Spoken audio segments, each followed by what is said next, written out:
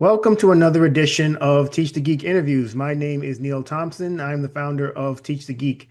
I work with technical professionals so they can present more effectively, especially in front of non-technical audiences. And you can learn more about that at teachthegeek.com. Again, that's teachthegeek.com. Today, my guest Congdon. John Congdon. I There you heard another beep. He's a web programmer specializing in e-commerce and data administration.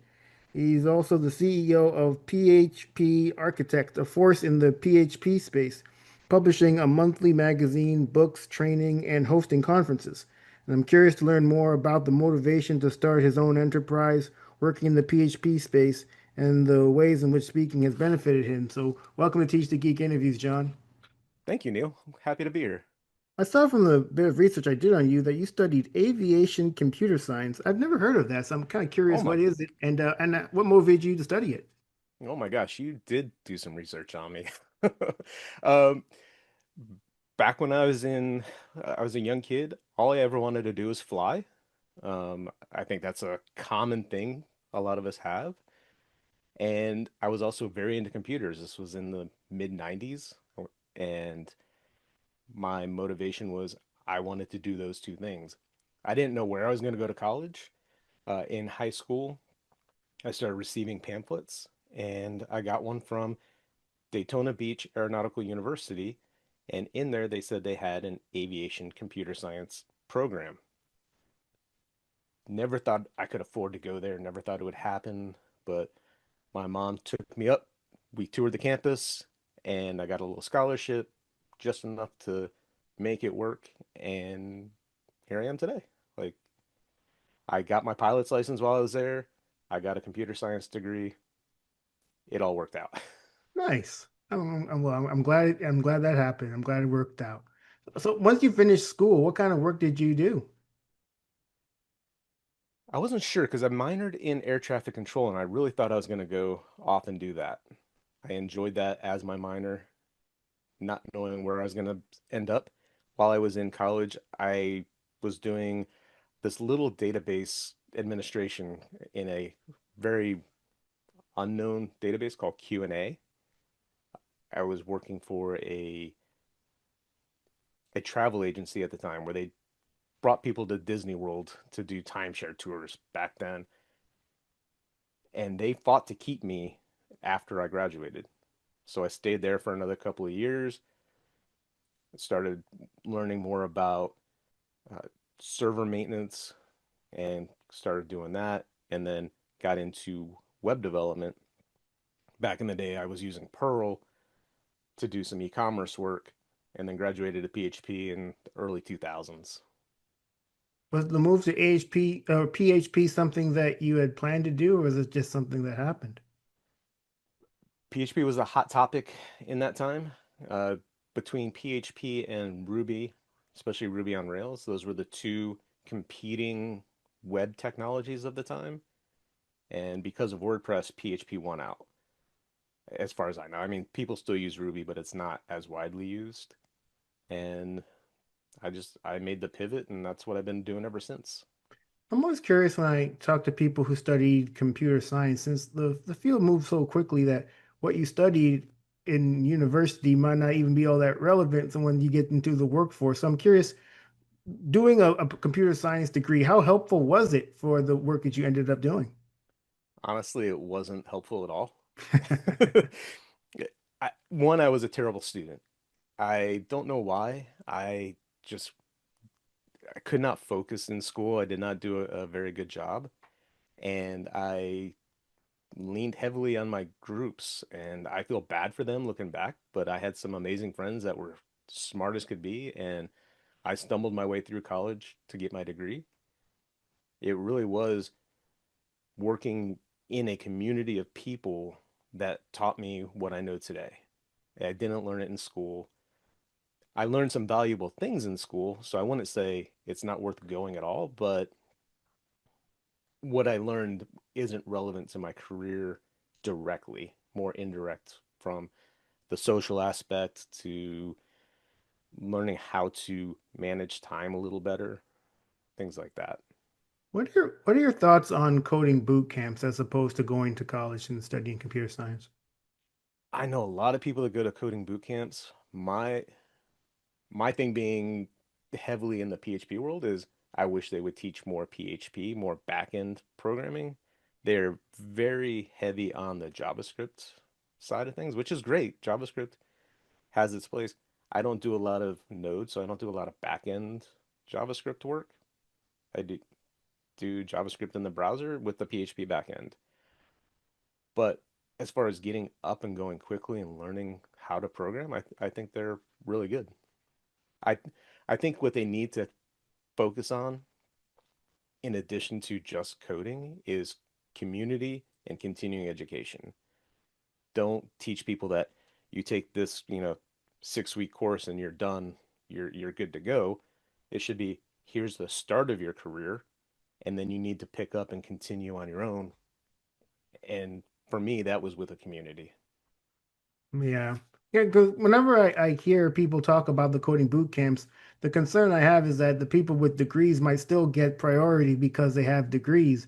But I'm always curious as to whether that's still the case. I'm not sure because I don't do a whole lot of interviewing. I never understood why a degree was so important other than showing you have the discipline to go through that to finish something out.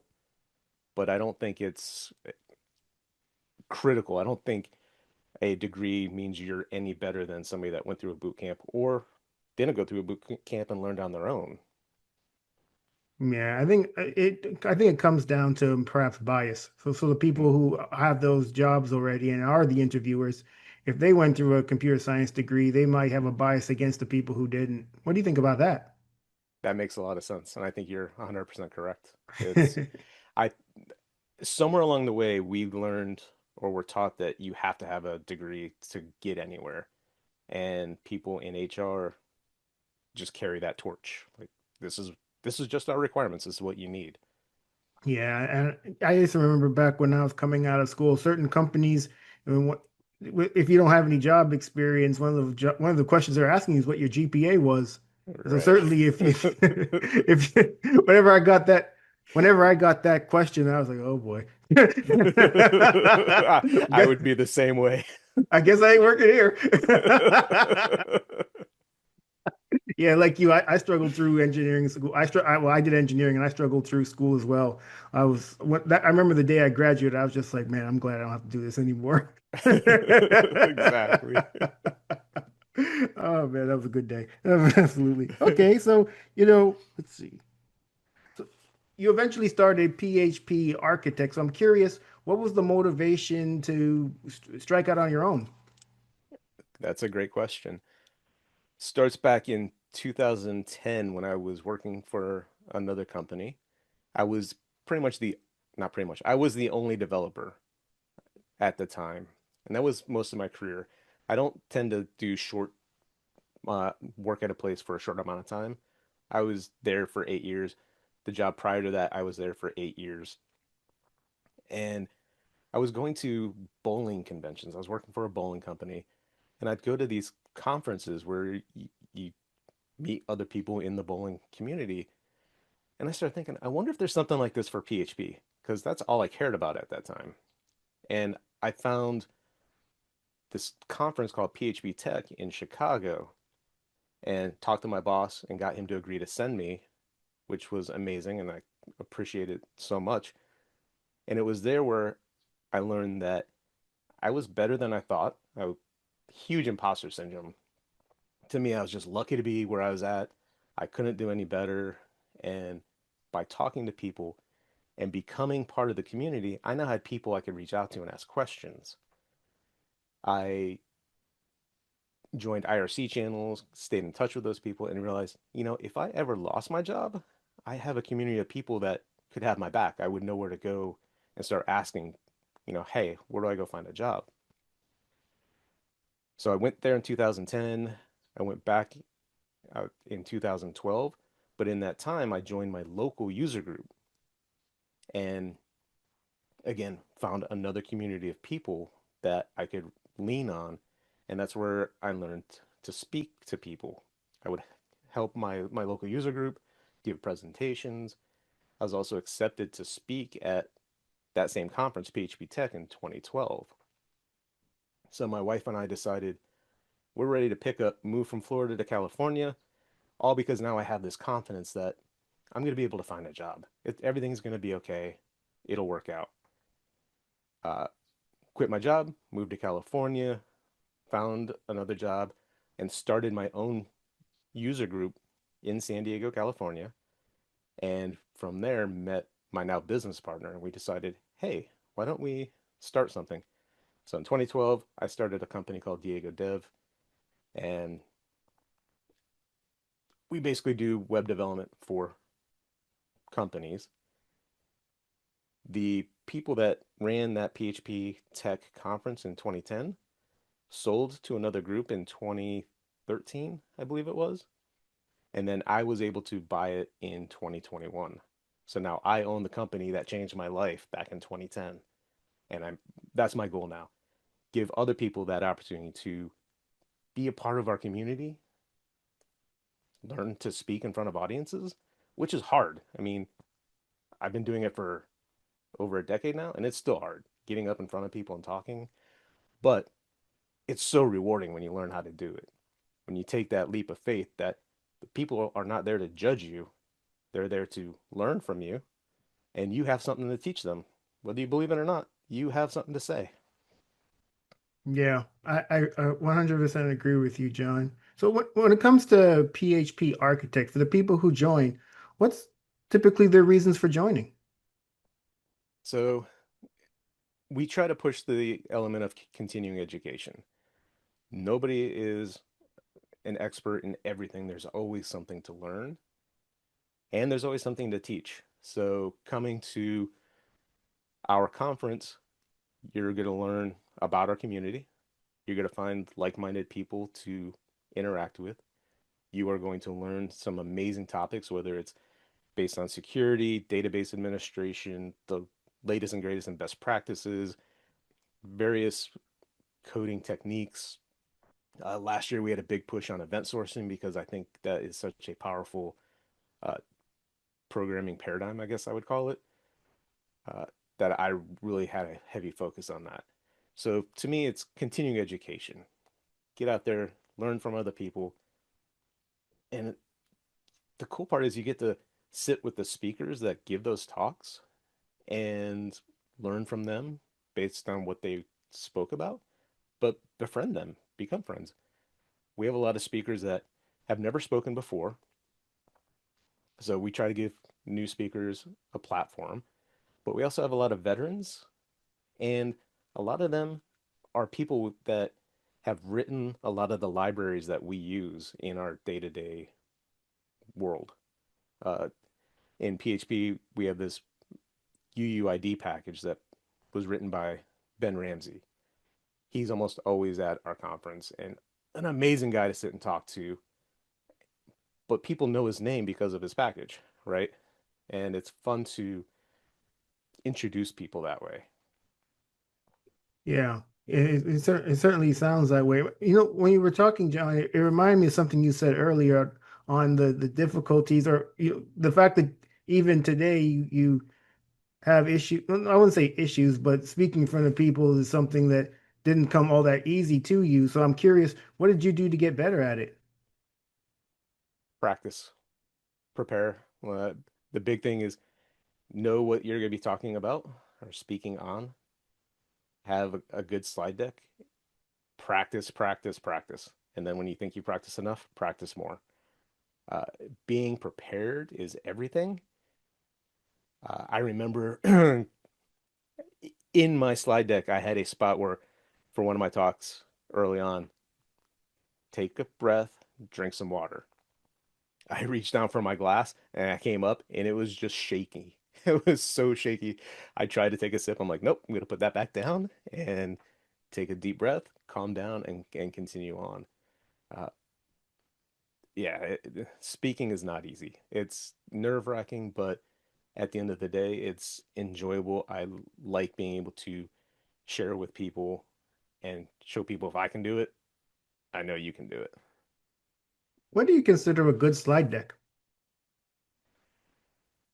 One that within our industry, because it's a lot of code samples, making sure that the code is concise but very readable, and that your slides are not too busy.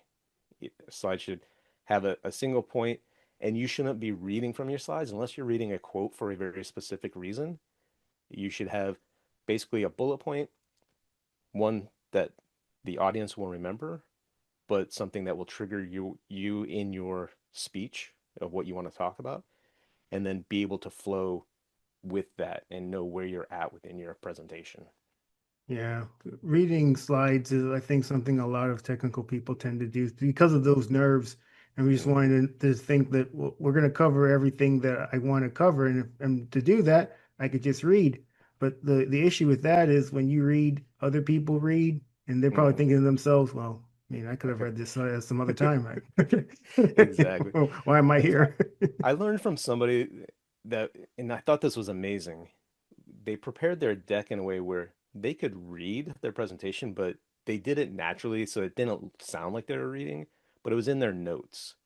And they would duplicate their slide over and over again. So they're clicking to read their notes on another screen and know where they're at, but it wasn't changing for the audience. And then because their notes weren't like this big blob of text, it was, smaller. They could have the font increased, and they would just go through, do their presentation, know where they're at, and the the audience knew uh, didn't know any different because the slides weren't changing. I noticed because I'm watching the guy give the presentation, and I'm seeing him click, and I talked to him afterwards. I'm like, that is a great idea, because I'm always trying to minimize my notes so that I'm not just reading them, but at the same time, I need them to be big enough where I can read them, right? So I thought that was a great idea, a way to spread those out. Yeah, certainly. Do you ever get nervous giving a presentation? Obviously, you do because you said you, you lifted the glass up and it was shaking, couldn't even drink the water. So I'm curious as to now, how do you deal with your nerves? Again, preparation, just trying to make sure I practice as much as I can when I know I'm giving a an hour long presentation, especially when I'm doing it for someone else, like a conference. If I'm doing it for my local user group, I may be a little more lax because if I don't hit that hour mark, it's not a big deal. Plus, it's my user group, so if people don't like it, it doesn't matter. Uh, but really, it's that preparation, and then just when I get up there, just trying to take that deep breath, calm down, remember why I'm there, and then get into it. And usually once I start, it's okay. The hard thing is not rushing through. As speakers, we tend to speak very quickly. And if I can remember, leave space, it's okay. Usually it works out. But I'm sure Yeah. if I go back and I listen to this, I'm going to see that I rambled and I talked very fast. I didn't take those pauses. You think you're a rambler? Man, I've done this over 300 times. You're nowhere close. Well, I noticed that you have over 300 episodes, which is amazing. Thanks. Yeah, yeah. I mean, I there's definitely been some where if I'm being honest, I tune out, man. I just it's like you're still talking, huh? Okay, well, you must have something really interesting to say. It would have been really nice if you had gotten to that interesting part sooner. But yeah, I guess hey, better late than never. I do a couple of podcasts too, and our first podcast was called PHP Ugly, and we got to episode 400 before we had to quit, and we go into why on episode 401, and it's sad because it was such a meaningful part of my life doing that show. I still do.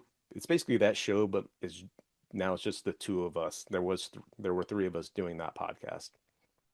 So my business partner Eric and I do the PHP Architect podcast, and we do it every Thursday at 3 p.m. Pacific time. We do it live on YouTube, We have a great Discord community where people will be chiming in during our show, and it's a fun podcast we do. Nice. So, yeah, John, for the people who are listening or watching our conversation and they think speaking in front of others is something that I want to get better at, what would your number one tip be for them to start off on that journey? Watch videos on speaking. There's a lot of great tips and tricks out there. Then find a place to practice. For the type of speaking I do, which would be conference speaking, it's very easy for me to go to a local user group. User groups are always desperately looking for people to speak. So find a local user group. I'm sure there's one in whatever industry you're in, and you can go there and practice there and realize it's very small scale. You're not, even if you do poorly, it's not the end of the world. And you're not going to do poorly. You get up, you give your talk, you'll get feedback. Ask for feedback as well when you do give a talk. There's only one way to get better, and that's know what you did well and what you need to work on, and then practice what you need to work on. What type of questions do you think a speaker should ask when they're looking for feedback? Specifically that. What what can I improve on? What did you like? What did you not like? Um, for this content, what would have made the content better? For me personally, what would have made me better? A lot of times it's be more natural. I love speakers that can just walk around and they have inflection in their voice and they are just so casual. And I'm like, I want to be able to do that and I can't. I'm behind the podium often. I've tried to get better. Now that I run my own conference, I am on a big stage opening the conference, talking to people. So I do try to move around more. But if you can present as being relaxed, even if you're of nerves on the inside, it's so much more enjoyable for the audience.